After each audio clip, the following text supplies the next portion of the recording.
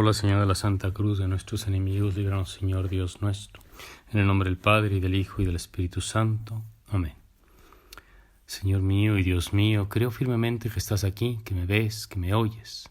Te adoro con profunda reverencia. Te pido perdón de mis pecados y gracia para hacer con fruto este rato de oración. Madre mía Inmaculada, San José mi Padre y Señor, Ángel de mi guarda, intercedan por mí. Es cierto que el cristianismo es el evangelio mismo en el corazón de los creyentes, pero también tiene algo de exterior, de organización, de cierta sociedad. Y esto tiene sus ventajas y sus desventajas. Desventajas fueron las que vivió el joven Francisco de Asís, cuya fiesta celebramos hoy.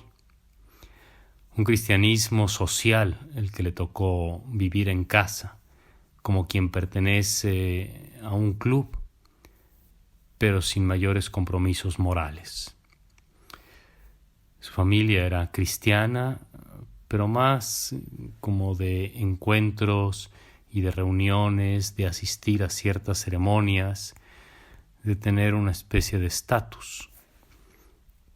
Y por motivos que solo la providencia divina conoce, Francisco cambió, se convirtió al verdadero Cristo, al Cristo que golpea el interior del hombre y lo hace andar por caminos nuevos.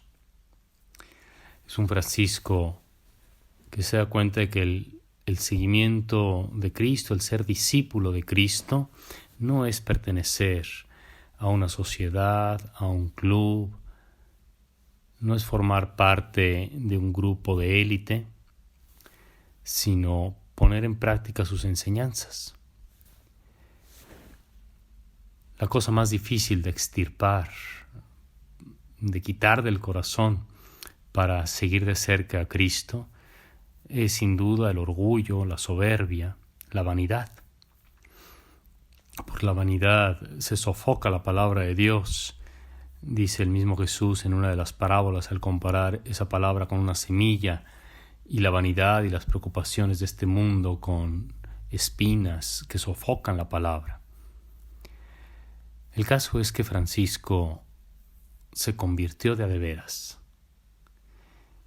Y lo que detonó un poco ese cambio fue notar que era incoherente entre lo que decían los evangelios y lo que él vivía en su casa. En los evangelios se hablaba de preocupación por el necesitado, de atención al pobre, de solidaridad entre los hombres, pero eso no lo vivía en su casa. Y empezó a poner en práctica el evangelio. Es cierto que esos primeros pasos de conversión fueron un poco torpes, como en el hecho de que para asistir a los necesitados regalase Francisco unos vestidos, unas telas que no eran de él, que eran de su padre. Y es sabida la historia de ese padre furibundo que lleva a su propio hijo a los tribunales para que le devuelva el precio, le devuelva esas telas. Y Francisco ya no las tiene porque las ha repartido y solo le queda una, la que trae puesta. Y se la quita y quedándose desnudo se la entrega a su padre para asombro y escarmiento de la propia familia y edificación de quienes le rodeaban. Pero mucho más allá del desprendimiento de las cosas externas, del vestido exterior, Francisco recorrió un camino de desprendimiento interior. Se nos han conservado en unas llamadas florecillas de San Francisco que escribió San Buenaventura, una serie de relatos donde se nos habla de este Francisco que se ha vuelto perfecto discípulo de Cristo. Un Francisco que llega a las aldeas y les dice a aquellos habitantes que eran al menos cristianos de nombre que revisen si su vida se corresponde con lo que dice el Evangelio. Un Francisco que confía en el poder de la oración, y que la vivía de una manera profunda y en ocasiones de una manera sencilla, como cuando yendo de camino en alguna ocasión alguno le decía: Francisco, ora por mí, y para que no se le fuese a olvidar, Francisco ahí mismo en el camino se ponía de rodillas y decía un Padre Nuestro o una pequeña ejaculatoria pidiendo por las intenciones de esa persona. Es un Francisco que no quiere presumir, es un Francisco que quiere compartir los mismos sentimientos de Cristo. Y así en otra ocasión, según narran estas florecillas, llevó a cabo una enseñanza ejemplar sobre la alegría perfecta, cuando, hablando con el hermano León, que era pues su discípulo más aventajado y el que nos ha conservado muchas de las particularidades de la vida de Francisco, Francisco le dijo: ¿sabes, hermano León, en qué consiste la perfecta alegría? Y el hermano León pues no sabía muy bien qué contestar, y Francisco mismo iba imaginando escenas, que si la perfecta alegría era tener una buena cama, tener algo que comer, o incluso que si la perfecta alegría consistía en tener largos ratos de oración o poder leer la Sagrada Escritura, o que si la perfecta alegría podía consistir en tener amigos y en tener una buena compañía. Y así va dibujando cuadros diversos. Y cada vez que narraba una escena así imaginaria, le decía al hermano León: esa no es la verdadera alegría, esa no es la alegría perfecta. Y luego le dice: ¿quieres saber cuál es la verdadera alegría? Imagina que en una noche de nieve venimos tú y yo y estamos muertos de hambre y tiritando de frío, y llegamos a uno de nuestros conventos donde hay franciscanos, hermanos menores se llamaban, ¿no? Como se llaman todavía.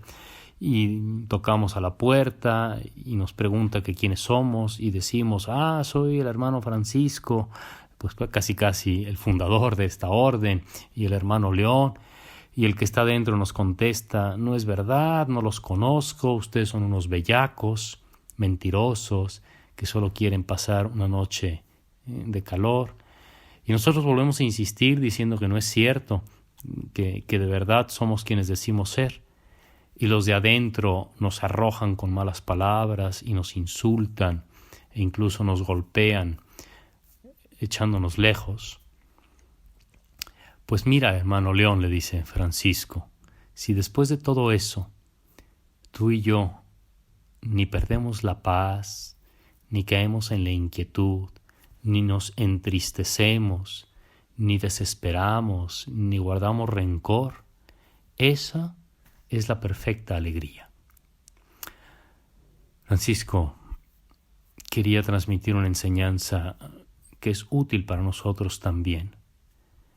Cuando se piensa en San Francisco de Asís, quizás se piensa inmediatamente en la pobreza, en estar desprovisto de cosas materiales, en no despilfarrar, en no tener demasiadas comodidades. Y todo eso es verdad, todo eso es cierto que acompaña la pobreza.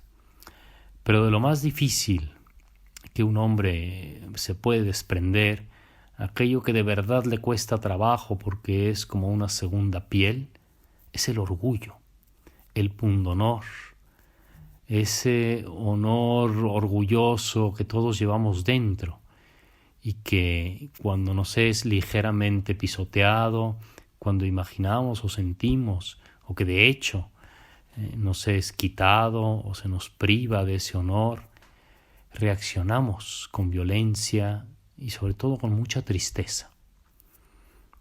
No somos ricos de los sentimientos de Cristo, sino ricos de orgullo.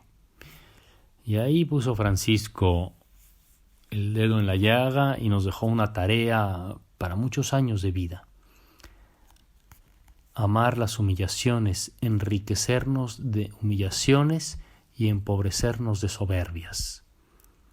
Esa es la enseñanza del bueno de Francisco de Asís y que va muy de la mano de lo que Jesús le pidió en aquella iglesia de San Damián cuando le dio a entender que Francisco debía reconstruir la iglesia. Él en un primer momento entendió que se refería a ese templo, a las piedras de ese templo dedicado a San Damián, y él luego comprendió que se refería a la iglesia, es decir, a los bautizados, a las personas que componemos la iglesia. ¿Y cuál es la ruina de la iglesia? El orgullo, la vanidad, la prepotencia. Y reconstruir la iglesia es insertar cristianos que estén dispuestos a recorrer por el camino de la perfecta alegría, de la humildad sincera, del servicio generoso y desinteresado, del auténtico amor a Cristo.